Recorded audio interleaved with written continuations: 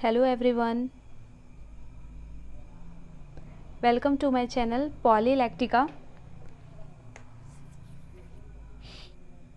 Last के class में हमने मेज़रमेंट सिस्टम का कुछ कैरेक्टरिस्टिक देखा था, जैसे कि एक्यूरेसी, प्रिसिजन, रिजोल्यूशन, सेंसिटिविटी। उसके अलावा कुछ और भी कैरेक्टरिस्टिक हैं, उसको आज डिस्कस करेंगे।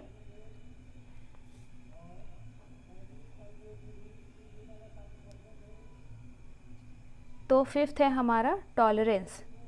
टॉलरेंस का क्या मतलब होता है? सहनशीलता या फिर सहिष्णुता। टॉलरेंस मतलब किसी चीज़ को सहने की क्षमता। The maximum allowable error in the measurement is specified in terms of some value which is called tolerance.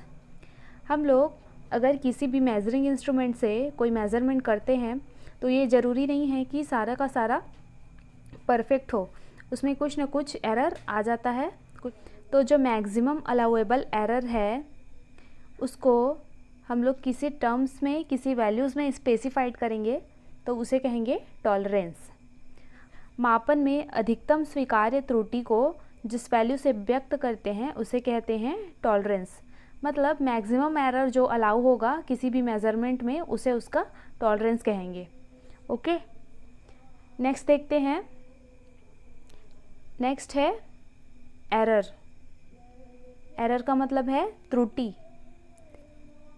Error क्या होता है? अगर किसी मेजरिंग इंस्ट्रूमेंट से कोई मेज़रमेंट कर रहे हैं और उसका वैल्यू ट्रू वैल्यू से हटकर कोई और वैल्यू आता है तो जितना भी डिफरेंस आएगा वो उसका कहलाएगा एरर, वो उसके बीच की त्रुटि होगी। Error is defined as the difference between true value and measured value. True value और मेजर्ड वैल्यू के बीच का जो डिफरेंस होगा उसे हम एरर कहेंगे, उसे त्रुटि कहेंगे। फॉर्मूला के फॉर्म में देखेंगे तो error equal to true value minus measured value. मान लीजिए किसी भी हम लोग तार का एक करंट मेज़र कर रहे हैं, एक एम्पियर मीटर से उसका करंट मेज़र कर रहे हैं, तो उस तार में करंट फ्लो हो रहा है एक्चुअल में, तो एक्चुअल में उस तार में करंट फ्लो हो रहा है 6 एम्पियर, लेकिन जो हमारा मीटर है या फिर एम्पियर मीटर है वो उसमें वैल्यू मेज़र कर रहा है 5.8, तो जो 0.2 एम्पियर का जो डिफरेंस होगा वो उसका एरर होगा। एरर कई टाइप्स के हो सकते हैं, तो बेसिकली एरर 3 टाइप्स के होते हैं: gross error, systematic error and random error. 3 type के एरर हो गए: gross error, systematic error and random error.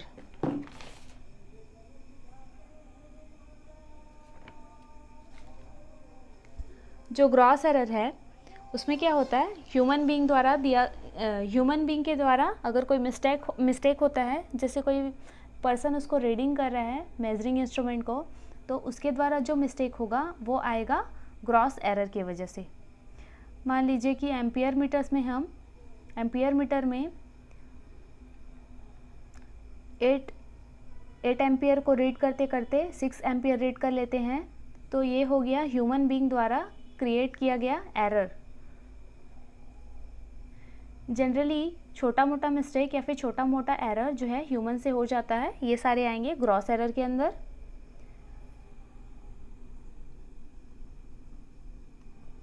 उसके बाद है सिस्टमेटिक एरर, जिसको 3 भाग में बांटा गया है: इंस्ट्रूमेंटल, सिस्टमेटिक एंड इन्वायरमेंटल।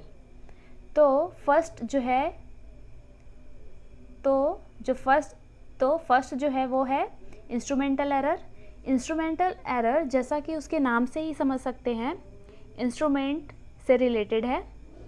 तो जब किसी मेजरिंग इंस्ट्रूमेंट का मैन्युफैक्चरिंग होता है, जब उसे रेडी किया जाता है, जब उसे बनाया जाता है, तो उसके बनावट के समय उस इंस्ट्रूमेंट में कोई ख़राबी हो जाती है, कोई एरर हो जाता है, जिसकी वजह से किसी भी रीडिंग को लेने में मिस्टेक होता है, जिसकी वजह से किसी भी रीडिंग को लेने में एरर क्रिएट होता है, तो ये हो गया इंस्ट्रूमेंटल एरर। इंस्ट्रूमेंटल एरर मतलब उसके मैन्युफैक्चरिंग से इंस्ट्रूमेंटल एरर का मतलब हो गया किसी मेजरिंग इंस्ट्रूमेंट का मैन्युफैक्चरिंग से रिलेटेड एरर, ये आता है इंस्ट्रूमेंटल एरर के अंदर।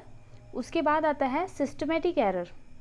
सिस्टमेटिक एरर में ऐसे एरर्स आएंगे जो कि किसी अनस्किल्ड पर्सन के द्वारा क्रिएट होगा। मान लीजिए किसी को कोई मेजरिंग इंस्ट्रूमेंट को ऑपरेट करना नहीं आता है, उसको वो चलाना नहीं आता है, तो फिर उसके रीडिंग लेते समय इन सब चीज़ों में जो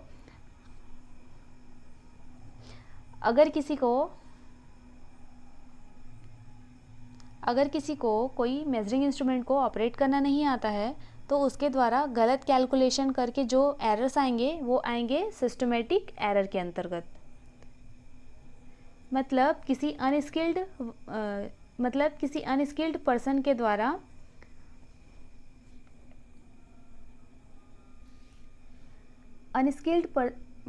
किसी अनस्किल्ड पर्सन के द्वारा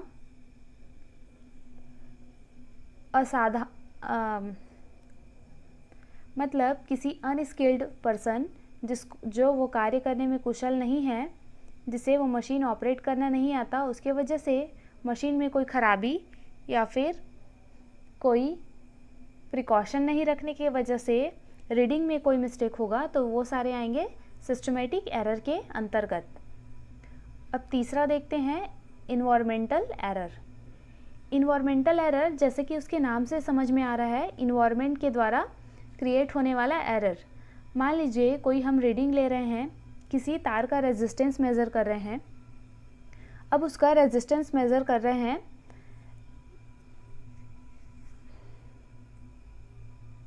अब उसके रेजिस्टेंस मेज़रमेंट अगर इन्वायरमेंट में टेम्परेचर इंक्रीज़ हो जाता है तो जो रेजिस्टेंस का वैल्यू है वो भी वेरी कर जाता है।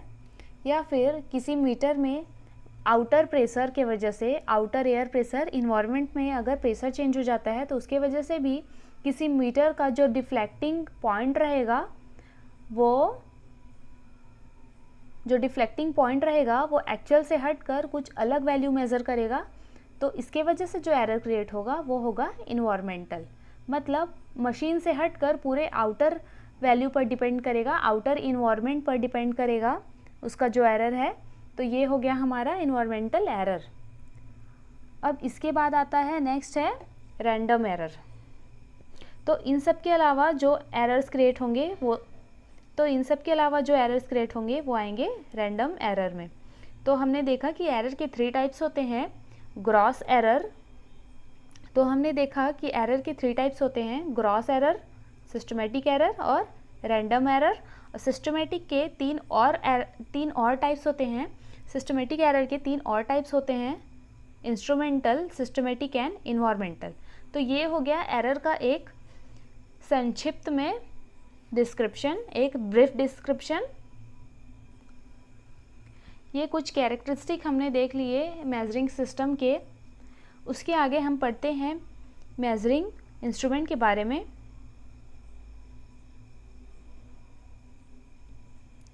मेजरिंग इंस्ट्रूमेंट का मतलब मापन करने का यंत्र। An instrument is a device in which we can determine the magnitude or value of the quantity to be measured। मतलब कोई ऐसा यंत्र या फिर ऐसा डिवाइस जिसका यूज़ हम लोग किसी मैग्नीट्यूड या फिर वैल्यू को मेज़र करने के लिए करते हैं, किसी क्वांटिटी को मेज़र करने के लिए करते हैं, वो हो गया हमारा डिवाइस। मान लीजिए जैसे कि टेम्परेचर को मेज़र करने के लिए हम थर्मोमीटर का यूज़ करते हैं, वो हो गया एक तरीके का मेजरिंग इंस्ट्रूमेंट।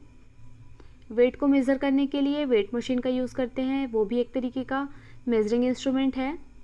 और भी ऐसे डिफरेंट जैसे अमीटर, वोल्ट मीटर, ये सारे हो गए, ये करंट, वोल्टेज को मेज़र करने के लिए यूज़ होते हैं। तो ओवरऑल मेजरिंग इंस्ट्रूमेंट क्या है, जो कि किसी मैग्नीट्यूड या वैल्यू या फिर किसी मात्रा को मेज़र करने के लिए हम लोग यूज़ करते हैं, वो हो गया इंस्ट्रूमेंट, मेजरिंग इंस्ट्रूमेंट।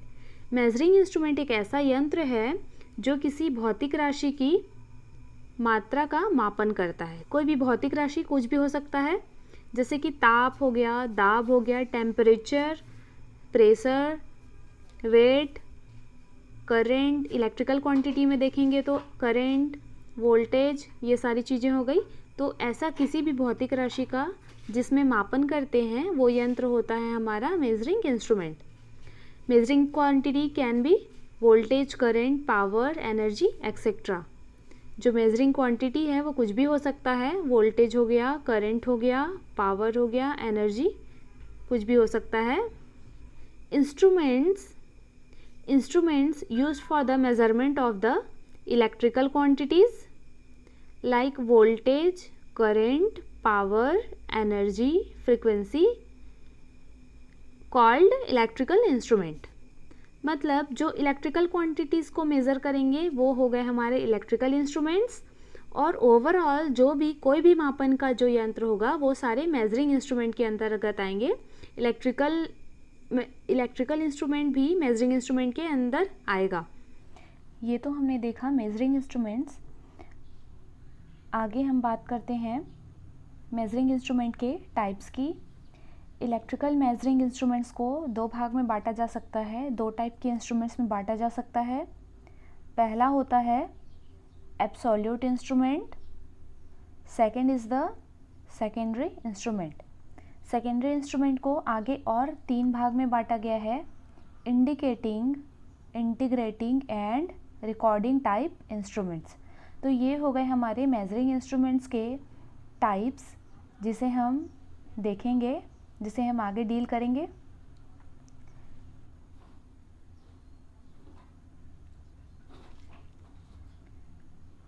कुछ एग्जांपल्स देख लेते हैं मेजरिंग इंस्ट्रूमेंट्स के। जैसे ये हो गया हमारा मल्टीमीटर, ये एक तरीके का मेजरिंग इंस्ट्रूमेंट है। मल्टीमीटर में हम लोग किसी भी वायर्स के बीच का करंट, दो पॉइंट्स के बीच का वोल्टेज, किसी मटेरियल का रेजिस्टेंस, ये सारी चीज़ें हम मेज़र कर सकते हैं मल्टीमीटर से। वर्नियर कैलिपर्स तो जानते ही हैं सब लोग, लेंथ को मेज़र करने के लिए यूज़ करेंगे। और भी बहुत सारे मीटर्स हैं, जैसे स्पीड मेज़र करने के लिए टैकोमीटर, ओम मीटर, रेजिस्टेंस मेज़र करने के लिए होता है ओम मीटर, और जैसे वोल्ट मीटर, अमीटर, ये सारी चीज़ें जो है, स्पीडोमीटर, इतनी सारी चीज़ें जो भी किसी क्वांटिटी का एक न्यूमेरिकल इंफॉर्मेशन जहाँ से मिलता है, तो ये हो गए हमारे इलेक्ट्रिकल मेजरिंग इंस्ट्रूमेंट्स। इसी सीक्वेंस में हम पहला स्टार्ट करते हैं एब्सोल्यूट इंस्ट्रूमेंट के बारे में। तो एब्सोल्यूट इंस्ट्रूमेंट क्या होता है? This instrument doesn't give direct readings but gives in terms of instrument constant. ये जो एब्सोल्यूट इंस्ट्रूमेंट है ये डायरेक्ट रीडिंग नहीं देते, बल्कि ये इंस्ट्रूमेंट कांस्टेंट के टर्म्स में रीडिंग देते हैं। इंस्ट्रूमेंट का एक नियतांक रहेगा, एक कांस्टेंट रहेगा, जिसके टर्म में इस इंस्ट्रूमेंट का रीडिंग निकाला जा सकता है। These are accurate measuring instrument.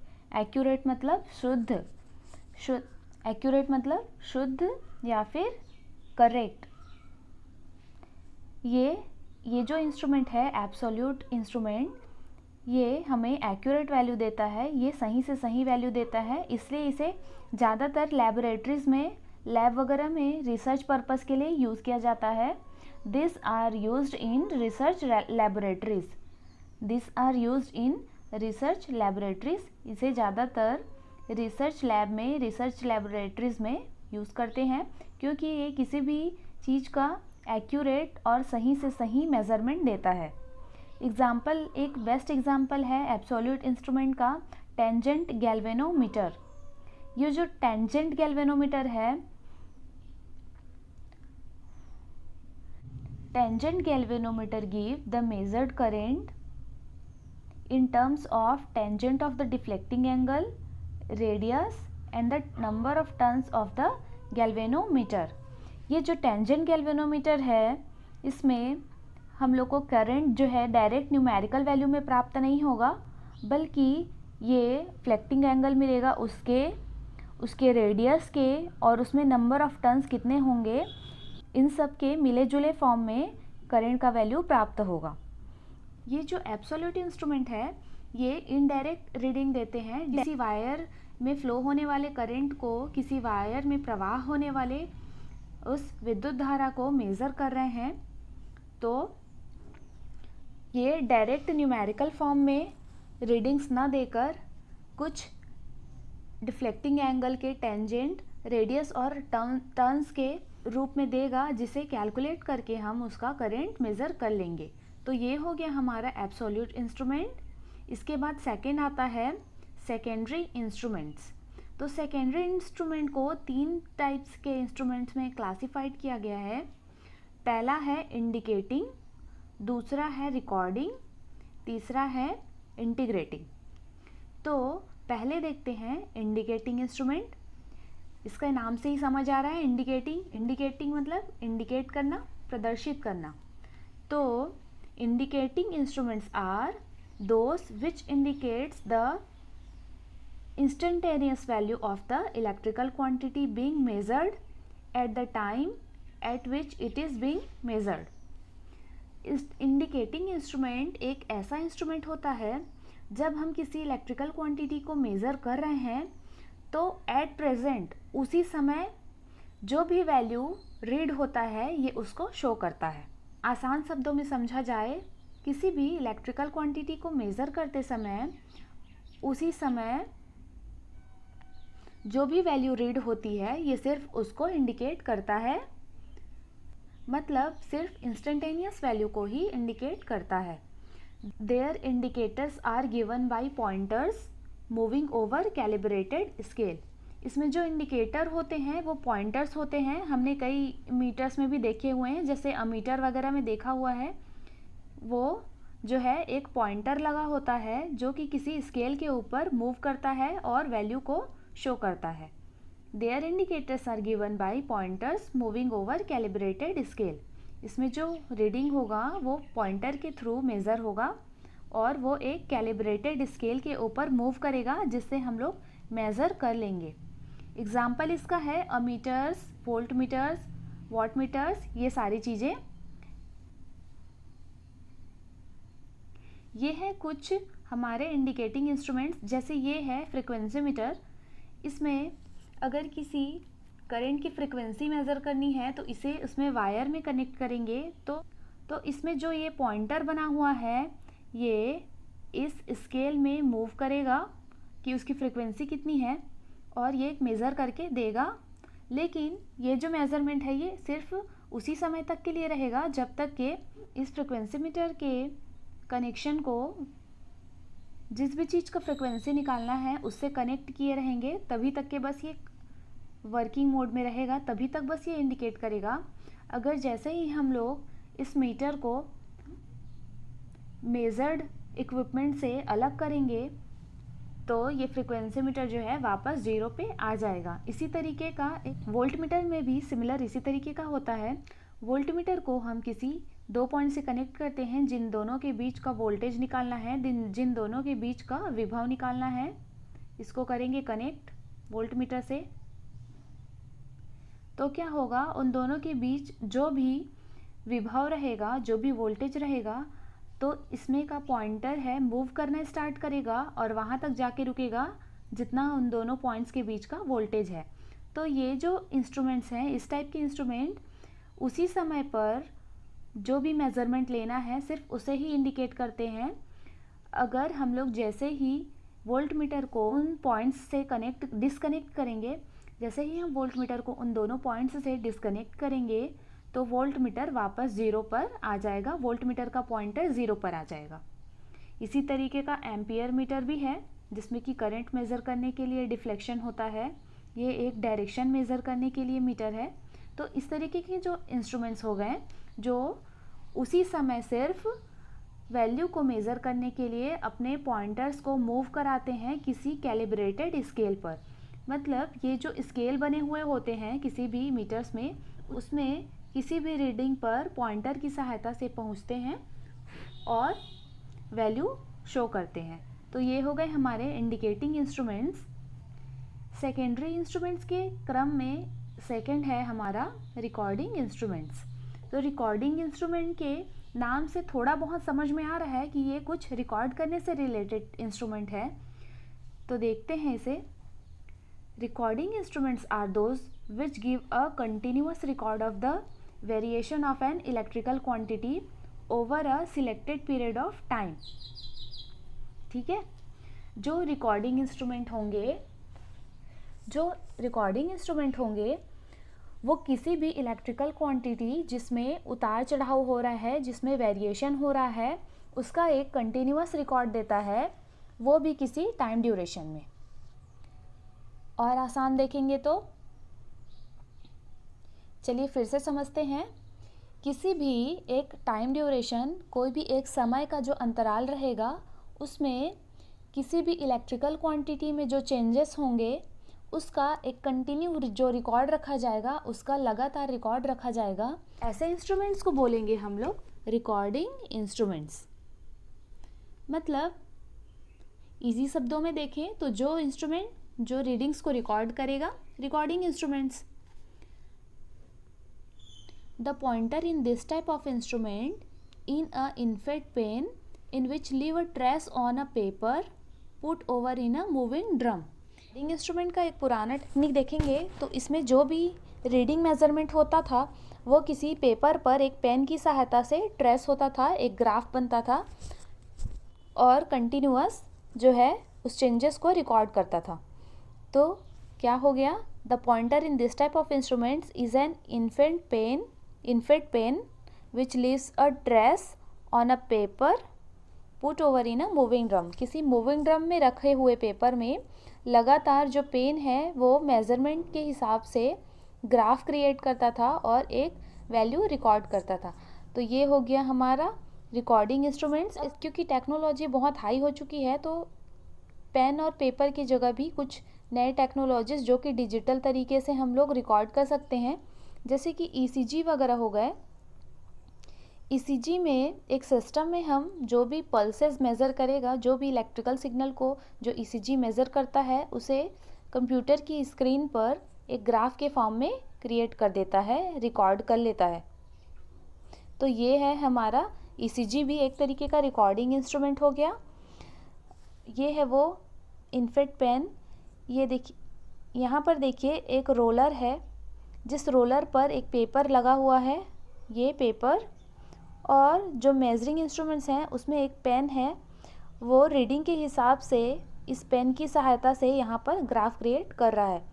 ये हो गया रिकॉर्डिंग इंस्ट्रूमेंट। कुछ और एग्जांपल भी देखते हैं, जैसे कि हमारा ब्लड प्रेशर मेज़र करने का जो मशीन है वो भी एक तरीके का रिकॉर्डिंग इंस्ट्रूमेंट है। जैसे ही किसी पर्सन का, किसी ह्यूमन बॉडी का ब्लड प्रेशर मेज़र किया जाता है, उसका बीपी मेज़र किया जाता है, तो उसे ह्यूमन बॉडी से डिस्कनेक्ट करने के बाद भी वो उनकी रीडिंग्स को रिकॉर्ड कर लेता है और एक डिजिटल स्क्रीन पर शो कराता है इस तरीके से। ये हो गए हमारे कुछ रिकॉर्डिंग इंस्ट्रूमेंट्स। अब देखते हैं हम इंटीग्रेटिंग इंस्ट्रूमेंट्स। इंटीग्रेटिंग का मतलब होता है एडिशन, इंटीग्रेट करना मतलब एडिशन करना। तो इंटीग्रेटिंग इंस्ट्रूमेंट्स कैसे इंस्ट्रूमेंट्स हो जाएंगे? Integrating instruments are those which measure the total quantity of electrical delivered in a particular time। ये जो इंटीग्रेटिंग इंस्ट्रूमेंट्स होंगे वो किसी भी इलेक्ट्रिकल क्वांटिटी को लगातार मेज़र करते जाते हैं और ऐड करते जाते हैं। मतलब पिछले रिकॉर्ड को, मतलब जो भी नया रिकॉर्ड प्राप्त होगा हमें, जो भी नए रीडिंग्स आएंगे उन्हें पिछले रिकॉर्ड्स के साथ, पिछले रीडिंग्स के साथ ऐड करते हुए लगातार जाएगा, कंटिन्यू लगातार ऐड करते जाएगा। जैसे कि सबसे अच्छा एग्जांपल है हमारे घर में जो लगा होता है वाट आवर मीटर। जो हमारे घर में मीटर लगा होता है उसमें बिजली की यूनिट्स होती हैं, जो उसे लगातार ऐड करते जाता है। ये एक इंटीग्रेटिंग इंस्ट्रूमेंट है जो कि पिछले जितने भी बिजली यूज़ हुए हैं, पिछले जितने भी यूनिट इलेक्ट्रिसिटी यूज़ हुआ है उसका एक रीडिंग रखता है। ये है हमारा वाट आवर मीटर। इसमें क्या होता है, मान लीजिए कि कोई हम लोग, ये जो हमारा मीटर होगा घर का मीटर, इसमें हम फर्स्ट मंथ में 20 यूनिट बिजली मेज़र किए हैं। जब एक महीने बाद इसका कैलकुलेशन देखेंगे तो इसका होगा 40 यूनिट मान लीजिए कैलकुलेट हुआ है। तो ये उसी में लगातार 20 में अगले महीने के 20 और को ऐड कर लिया है और 40 हो गया है। तो जब हम रीडिंग निकालते हैं, जब बिजली का बिल कैलकुलेट करते हैं, तो अभी के टोटल यूनिट से पिछले बार के टोटल यूनिट को माइनस करके जितने भी यूनिट्स हमारे खर्च होते हैं उसका एक इलेक्ट्रिसिटी बिल निकाला जाता है। तो ये हो गया इंटीग्रेटिंग इंस्ट्रूमेंट्स, जिसमें कि पिछले रिकॉर्ड्स को भी रखा जाता है, साथ ही साथ आगे के रिकॉर्ड्स को भी उसमें ऐड करते हुए जाता है। तो ये हो गए हमारे तीनों indicating, recording and integrating instruments. ये इंस्ट्रूमेंट्स के टाइप्स को देख लिए हम। तो आज हमने क्या देखा कि पूरे मेजरिंग इंस्ट्रूमेंट क्या होते हैं, उनके क्या क्या टाइप्स होते हैं, उनके कैसे कैसे वर्क करते हैं, सारे जो टाइप्स हैं। एब्सोल्यूट इंस्ट्रूमेंट क्या होता है, सेकेंडरी क्या होता है, सेकेंडरी के 3 टाइप्स होंगे जो कि हैं इंडिकेटिंग, रिकॉर्डिंग और इंटीग्रेटिंग टाइप्स के। तो आज हमने मेजरिंग इंस्ट्रूमेंट्स को पूरे डिटेल्स में पढ़ लिया है। इन सारे इंस्ट्रूमेंट्स के बारे में आप नोट करके उसे एक बार रिमाइंड कर लीजिए ताकि और अच्छे से समझ में आ जाए। आज का लेक्चर यहीं पे एंड होता है। इसी क्रम में हम आगे देखते जाएंगे और कौन कौन से टॉपिक हमें पढ़ने हैं और सारे टॉपिक को कवर करेंगे। आई होप आप लोगों को ये मेजरिंग इंस्ट्रूमेंट्स के बारे में सारी चीज़ें समझ आई होंगी। अगर आपको वीडियो अच्छा लगता है तो वीडियो को लाइक कीजिए और चैनल को सब्सक्राइब कीजिए। Thank you.